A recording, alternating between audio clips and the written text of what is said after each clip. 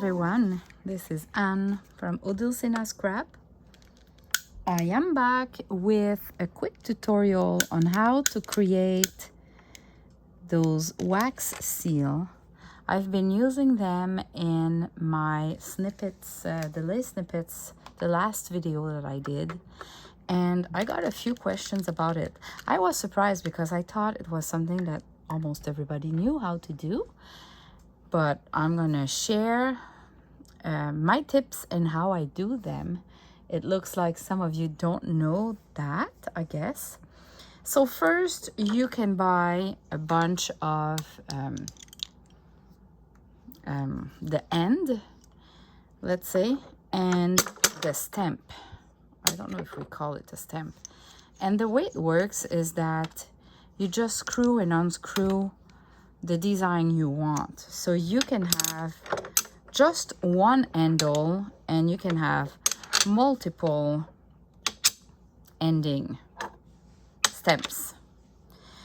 So there's some that are oval, some that are round, some that are bigger depending on the brand. So I collected some over the last 2 years, and I'm gonna show you a website at the end of this video where I got most of them, especially the oval ones. Because when we look on Amazon and typical places like Etsy or AliExpress, it seems like they're all the same. But I found a place where, see here, we have a hard time to see, but it's a fox. This is a fox. This is a camé. And this is cute flowers, like here you go, like that. And that girl reading a book. So there's a few like that. Now, the equipment. You can create wax seals without this equipment. You can use a toothpick instead of that little metal spoon. And you can just use that big spoon to melt it directly on top of a candle. The only thing, I started with a toothpick and just holding my big spoon on top of a flame, but it melts down not so quickly, and I just found I was losing my time holding the spoon. This is the spoon, and this is the little spoon to mix it. So I ended up buying this, I don't know, candle holder, so I can do other stuff between. So what I do is I use the spoon, this little spoon, because it works way better than a toothpick. Because I'm gonna show you with a toothpick. See how it's pointy, and you're trying to scratch with just a little piece of wood. Compared to this, you can definitively scratch, and you can see the difference, right? So this is why. Now, if I want to create a new one, I put 3 pieces and I leave them melting. They won't go on fire. If I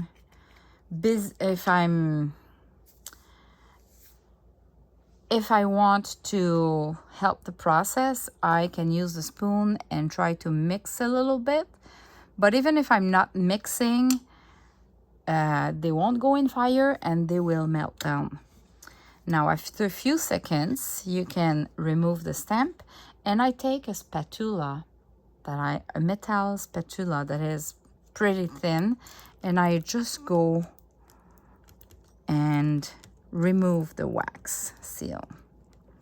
So you need to work on a ceramic surface or a glass surface, and if they're too sticky, it's because your surface is not clean enough.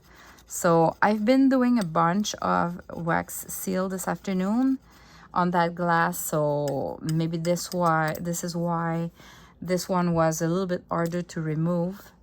So you just make sure it's clean if you don't want to fight with your wax seal. And see, I'm melting it down a little bit quicker by mixing it. And as soon as you see that it's pretty much liquid, well, it's good to go. So you can use the spoon. And I never care about if there's still some there, because it's gonna melt down with the next one. I put my stamp on it, and while it's cooling down, I'm putting 3 more. And if I want, I never clean the spoon and the small spoon and the big spoon. I never clean them. When I want to change the color, last time I've been doing green, so I added some yellow like that. So it made this one out of it. This is the Camé. And then after that, I wanted to go to pink, so I added some pink, and it created like a grayish pearl Camé, which is really great. Like, there's no wrong colors here. And then I've been playing with 3 pieces of wax of that little pink, because I wanted a bunch of those pink, which is my favorite pink.